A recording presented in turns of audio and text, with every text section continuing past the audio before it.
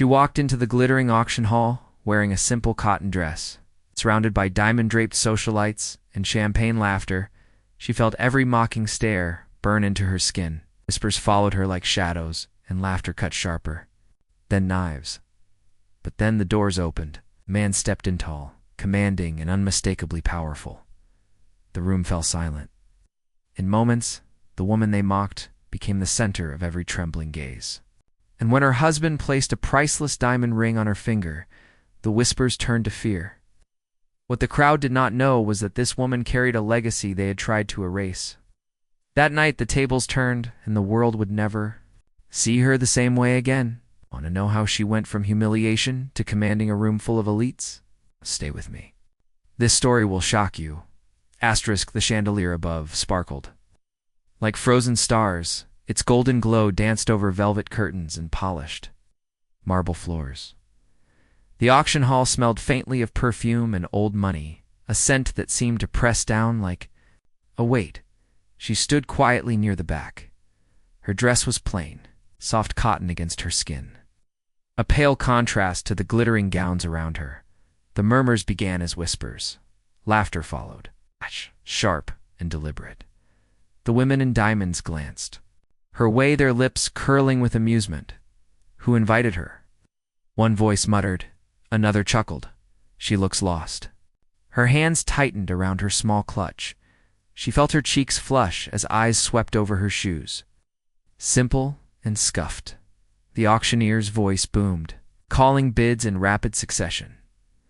Paintings worth millions exchanged hands with a flick of a paddle. She shifted her weight, her heart beating faster with each burst of laughter. The air grew thick, suffocating. She swallowed hard, but her throat felt dry. A man leaned close to another and whispered. She must have wandered in by mistake. Someone else smirked and nodded toward her. Her breath caught in her chest. A hand grazed her shoulder as if by accident. A soft touch that carried disdain. Her vision blurred with heat rising behind her eyes. She could hear the champagne glasses, clinking, the rustle of silk gowns, the hollow laughter that filled every corner. She turned her gaze toward the front, and then she saw him. Her husband stepped through the entrance. The room went silent. All eyes shifted. He was tall, commanding, dressed in a perfectly tailored suit. The auctioneer paused mid-sentence, his voice faltering. Gasps rippled through the crowd as he strode forward. His gaze fixed on her. The mocking smiles vanished. A woman who had been laughing moments ago now lowered her head. The room seemed to shrink around her as he reached for her hand. He lifted it gently, pressing a kiss to her knuckles. Whispers filled the air again. But they were no longer mocking. They were trembling, questioning, awed. He turned toward the auctioneer, his voice calm but commanding. Bring out the most expensive piece. The crowd shifted uneasily. The auctioneer hesitated, then gestured to his assistants. A large painting was unveiled, its golden frame gleaming under the chandelier's glow. Her husband raised his paddle. The bidding began. Numbers rose higher and higher. Gasps filled the air with each announcement. The socialites' faces paled as the price climbed beyond what they could imagine. He did not flinch. He did not pause with a single word. He secured the piece for a sum that left the crowd breathless. He turned back to her, his expression soft, protective. The tension in her chest eased slightly, though her hands still trembled. The whispers grew louder. She could feel every pair of eyes fixed on her now. Some were wide with shock, others narrowed with jealousy. Her husband placed an arm around her shoulders. He guided her forward through the crowd, their stunned silence parting like a curtain. She kept her gaze low, but she could feel their stares burn against her skin. They reached the front, where the painting awaited. The room felt colder now, heavy with shame that did not belong to her. She glanced at him, his jaw set with quiet authority. He spoke softly, so only she could hear. You do not need to hide. Her heart thudded against her ribs. For the first time that night, she raised her head. The chandelier's glow caught in her eyes. The whispers grew softer. Her husband's presence filled the hall. Like a storm, every mocking smile had vanished, but she felt something else now, a tension that lingered, thick and restless. Like the calm before something even greater, the auctioneer cleared his throat nervously. Shuffling his papers, no one dared speak. All that could be heard was the hum of the air conditioner and the faint rustle of silk, the silence. Pressed down like a weight, she could feel it vibrating through her bones. And then, her husband reached into his pocket. A single gesture, a quiet movement. The tension in the room shifted again. Every person leaned forward slightly, their curiosity battling their fear. Her breath slowed. Her fingers curled tighter around his arm. The scent of his cologne mixed with the sharp tang of polished wood and perfume. She glanced at him again, searching his face. His expression did not change, but his eyes held something that made her heart race faster. The crowd watched him. Like statues, even the waiters froze in place. The air felt thick, charged. Alive with anticipation, he opened his hand and placed something small and glinting on the table. Before the auctioneer, the sound of it hitting the polished surface echoed through the hall like a bell. Asterisk. The object glimmered under the chandeliers. Light. A ring. But not just any ring. Its centerpiece was a diamond so large it seemed to hold its own light, refracting brilliance in every direction. Gasps rippled through the hall. Someone whispered, "That is priceless." The auctioneer's hands trembled as he picked it up, his voice faltering. This piece was never meant to be for sale. Her husband's voice was calm, steady. "It is now." He slid the ring onto her finger, his hand steady and deliberate. The weight of the gem pressed against her skin, cold at first, then warming. The crowd stirred. A wave of murmurs sweeping the room. Every whisper seemed to grow louder. Sharper, a man in the front row adjusted his tie nervously. A woman clutched her pearls, so tightly her knuckles turned white. She could feel every eye on her. Their judgment, their envy, their fear. The room felt like it was tilting. The golden lights above flickering slightly as if reacting to the tension. Her husband looked at her with a softness that contrasted the storm brewing in the hall. "You belong here more than any of them," he said quietly. His words wrapped around her like a shield. The auctioneer, still trembling, cleared his throat and tried to regain control. "Ladies and gentlemen, shall we proceed?" But no one moved. No one spoke. It was as if the entire room was frozen. The air buzzed with disbelief. A man at the far end of the room finally stood. He raised his voice, trying to sound confident. I would like to bid." Her husband's head turned slowly, his gaze sharp as steel. The man faltered under that look and sat back down. His face pale. The silence grew heavier, settling like a curtain over the hall. Her heart pounded in her ears. The weight of the ring was a reminder of who she was now, of the power her husband wielded effortlessly. The auctioneer swallowed hard, announced the next item. But the energy in the room had changed. No one laughed. No one whispered about her anymore. They only stared, as if seeing her for the first time. She straightened her shoulders, her trembling slowing. The whispers were gone, placed by an unsettling quiet respect. A kind of fear. She met the gaze of one of the women, who had mocked her earlier. The woman's smile was gone. Her lips pressed thin, her eyes lowered. Her husband took her hand, guiding her toward the exit. The crowd parted silently, heads bowing slightly as they passed. Each step felt heavier, the sound of her heels echoing on the marble like a drumbeat. She did not look down anymore. She did not hide. The world outside the auction hall waited, but inside the silence remained, thick with awe and regret, as they reached the grand doors. She felt the warmth of his hand tighten slightly around hers, and behind them, the voices finally broke through, the stillness hushed, reverent, fearful. The ones who had mocked her now whispered her name. The whispers followed them like shadows as they stepped into the corridor lined with towering mirrors. Her reflection stared back at her, no longer the timid woman who had walked in, but someone draped in quiet power. He guided her down the marble steps, the soft glow of wall sconces, casting elongated shadows across the floor outside. Luxury cars gleamed beneath the soft drizzle that had begun to fall. The valet rushed forward, bowing slightly, his voice stammering as he offered them an umbrella. Her husband declined with a small shake of his head. He led her to a sleek black car waiting at the front, its engine humming softly. The driver stepped out and opened the door with a deep nod, before she could step inside. Her husband turned. The entire crowd had followed. They stood in the doorway of the auction hall, silent, their jewels glimmering faintly under the lights. None dared step closer.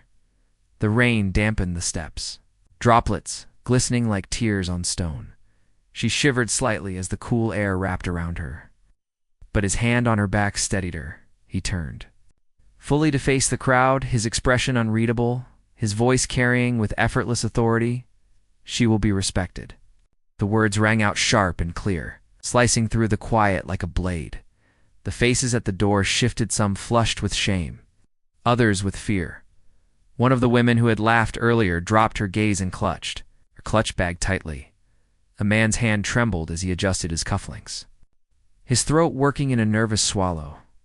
Her husband's presence was like a storm rolling in, silent yet impossible to ignore. He guided her into the car, his movements smooth, calm. The driver closed the door behind her, and the scent of leather and cedarwood filled the space. She sat still, her hands folded in her lap, the diamond on her finger catching flashes of light from passing street lamps. The car began to move, gliding away from the awestruck crowd. But even as the building faded into the distance, she could still feel their eyes on her, burned into her memory. She glanced at her husband, his jaw sharp in the dim light. "You changed everything tonight," she whispered softly. His eyes flicked toward her, calm and steady. "No," he said. "They just finally saw you." Her breath caught. The car's windows reflected the city lights like shattered stars, and for the first time, she felt no need to look away. Her posture straightened, her shoulders relaxed, but beneath her calm, she felt something else stir deep. Inside, a strength she had not realized was hers, and as they drove farther into the night, a thought bloomed quietly in her mind. The night had changed more than just their perception of her. Something had shifted permanently. The world would not forget her now. Asterisk, the city lights blurred past the tinted windows, streaks of gold and red against the dark. She leaned her head back against the seat, soft hum of the engine soothing, but her thoughts were alive and sharp. He sat beside her, silent, his gaze fixed ahead. The diamond on her finger glimmered, faintly, catching flashes of passing light, a silent reminder of what had unfolded. She closed her eyes for a moment, and the echoes of laughter from earlier came rushing back, the sneers, the whispers, the sting of humiliation that had clung to her like a shadow. But now those same voices trembled in awe. She exhaled slowly, feeling the shift inside her chest. The timidity she had carried like a second skin felt as though it had been peeled away, placed by something stronger. The car slowed as they approached their home, a towering estate, surrounded by high walls and guarded gates. The iron gate swung, opened silently, and the car glided through. The courtyard glimmered with polished stone, fountains bubbling softly and lanterns casting warm pools of light. The driver parked smoothly, stepping out to open the door. Her heels clicked against the stone as she stepped out, the sound sharp in the night air. She looked up at the mansion, its windows glowing warmly like watchful eyes. But tonight, she felt no intimidation standing before its towering facade. Her husband offered his hand again, steady and grounding. She took it, her fingers curling around his. But this time her grip was firm. Inside, the grand foyer smelled faintly of jasmine and cedarwood. Crystal chandeliers sparkled overhead, their light dancing across marble floors and intricate woodwork. He led her through the hall in silence, their footsteps echoing in the vast space. They reached his private study, a room lined with dark oak shelves and soft leather chairs. He closed the door behind them, the heavy sound reverberating through the quiet. She turned to face him, her voice steady, though her heart still beat quickly. "Why did you do that tonight?" He studied her for a long moment, his eyes deep and unreadable. "Because they needed to understand," he said. "Understand what?" "That you are not to be underestimated." Her breath caught at his words. He stepped closer, the warmth of his presence wrapping around her like a cloak. "You have always been more than they will ever see," he said. "But tonight, I made sure they will remember it." She looked down at the ring, its weight a symbol of something far greater than wealth. Something shifted again, and deeper this time. It was no longer just about him. It was about her realizing her own strength. She met his gaze and held it unflinching. He smiled faintly, a rare softness breaking through his stoic expression. "They will not mock you again," he said. But she sensed something more behind his words, a quiet warning, a promise, and perhaps a threat meant for those who dared underestimate her. The night's tension lingered like static in the air, heavy yet electrifying, somewhere deep inside. She knew this was only the beginning. She sank into one of the leather chairs, its cushions cool against her skin. The study was quiet, save for the faint ticking of a grandfather clock in the corner. Her husband moved behind the desk, his fingers gliding over its polished surface before resting on a drawer. She watched as he opened it, pulling out a slim black folder. He placed it gently on the desk and slid it toward her. Her pulse quickened. "What is this?" she asked softly. He said nothing at first. Lee gestured for her to open it. She reached for the folder, her hand steady, though her heart pounded. Inside were photographs, documents, newspaper clippings. She did not expect to see. Her own face stared back at her from one of the pages, not as she looked now, but younger, fiercer. In one photo, she stood in front of a crowd, her eyes sharp, her chin lifted with quiet defiance. In another, she was seated at a long table, surrounded by men in dark suits who looked at her with a mixture of respect and unease. Her breath caught as she turned the pages. There were articles written in different languages, headlines bold and striking. She recognized none of them fully, but the words inheritance, empire. An heiress appeared again and again. Her throat tightened.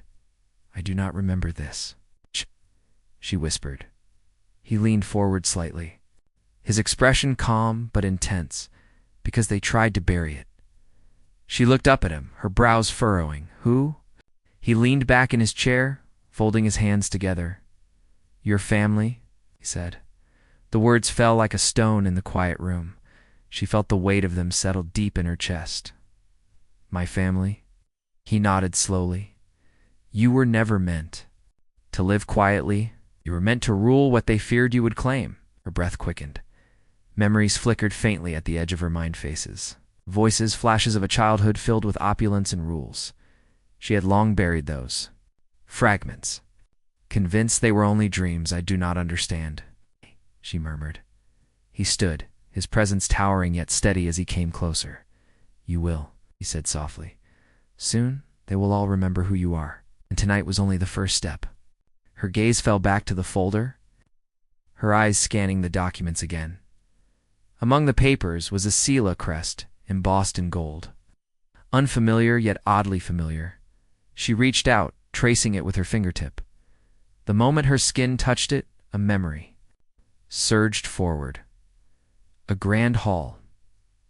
Long table. Men and women watching her with unreadable expressions. A voice whispering in her ear. "You will inherit everything." She gasped and pulled her hand back, her chest tightening as the images faded. Her husband watched her closely, his expression unreadable. "They thought they erased you," he said. "They thought marrying me would make you disappear. But now they will see you rise." She swallowed hard, her fingers curling against her lap. The weight of the ring on her finger suddenly felt heavier. Not just wealth, power, legacy. She lifted her gaze to him, her voice trembling, but steady enough to speak. "What happens now?" His lips curved into the faintest shadow of a smile. "Now," he said, "we begin."